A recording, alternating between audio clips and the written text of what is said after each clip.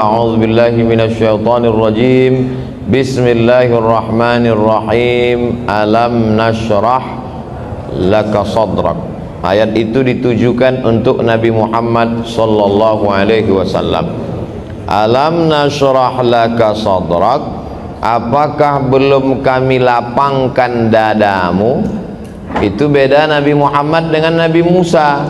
Kalau Nabi Musa dia minta Rabbi syrahli sadri, lapangkan hatiku, lapangkan dadaku.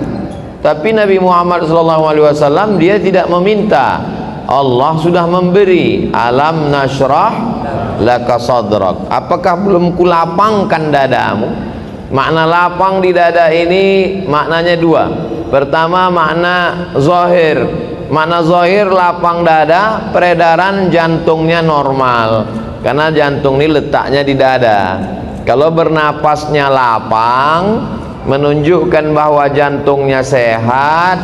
Tapi kalau sudah jantungnya terasa sempit karena darahnya kental, akibat banyak gula, akibat banyak santan, kolesterol, lemak, jarang olahraga, tidak makan buah, maka lalu kemudian dadanya terasa menyempit. Ini makna zahir. Adapun makna batin, artinya dada terasa sempit karena banyak masalah, dililit hutang. Di rumah itu semuanya hutang, dari mulai rantang sampai mesin cuci hutang. Satu-satunya yang lunas cuman istrinya aja. Itu pun karena disyaratkan Pak Kua mesti tunai. Jadi mudah-mudahan dengan selalu berjamaah ke masjid, pengajian, segala beban dada kita menjadi ringan.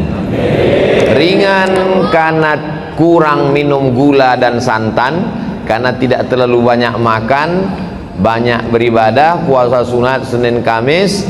Dan ringan karena tidak terlalu banyak beban mental, karena semua kita serahkan kepada Allah. Kita hanya usaha dan ikhtiar. Setelah itu dunia ini tak terlalu kita pikirkan, karena kalau terlalu kita pikirkan pecah pembuluh darah, stroke, mati. Kalau mati nggak apa-apa, setengah mati ini yang nggak tahan.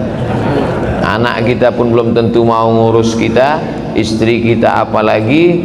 Maka kita jalani hidup ini dengan mengikut yang sudah diaturkan Allah. Ihfazillaha, jaga hukum-hukum Allah, jaga agama Allah, yahfazka. Insyaallah Allah akan mengurusmu. Urus hatimu, urus pikiranmu, urus amalmu, urus lisanmu, hidupmu, insyaallah Allah yang akan urus. Jangan urus urusan Allah. Ini banyak selalu orang sibuk ngurusan Allah, urusan dia tidak dia urus.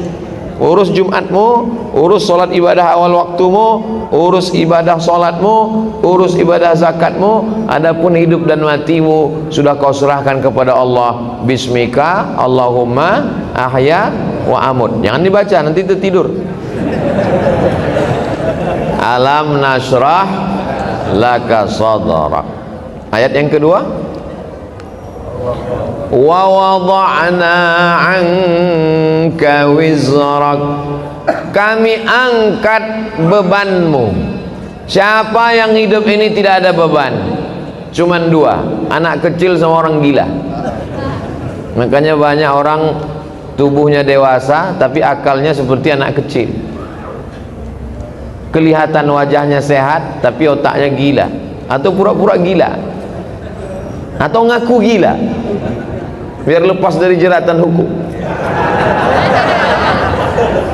Jadi wa wada'na 'anka wizrak, kami angkat bebanmu. Anak SD bebannya kata dia lama betul SD ini, maunya sekolah SMP. Setelah SMP kepingin tamat SMA, setelah SMA kepingin kuliah, selesai S1 wisuda belum diterima kerja. Yang udah kerja ingin nikah. Setelah nikah, nampaknya nanti kalau udah nikah selesai masalah. Ditanya orang, istrinya sudah hamil apa belum? Istri hamil, melahirkan anak. Ternyata anak perempuan, pengennya anak laki-laki. Yang punya anak laki-laki pengen anak perempuan. Ada anak perempuan, ada anak laki-laki, muncul lagi satu lagi anak LGBT. Nauzubillah. Gara-gara tidak dididik agama. Jadi sebetulnya hidup ini penuh dengan beban. Orang yang hidupnya tidak ada beban adalah orang yang ridha menerima ketetapan Allah Subhanahu wa taala. Sakit, ridha bahwa dengan sakit Allah hapus dosa-dosanya. Pulang dari sholat Jumat, sendal hilang, ridha karena sendalnya jelek. Raditu billahi Rabbah, ridha menerima ketetapan Allah Subhanahu wa taala. Oleh sebab itu kita tidak ingin jadi anak-anak karena kita sudah dewasa. Kita juga tidak mau jadi orang gila karena kita dikasih Allah waras, akal sehat.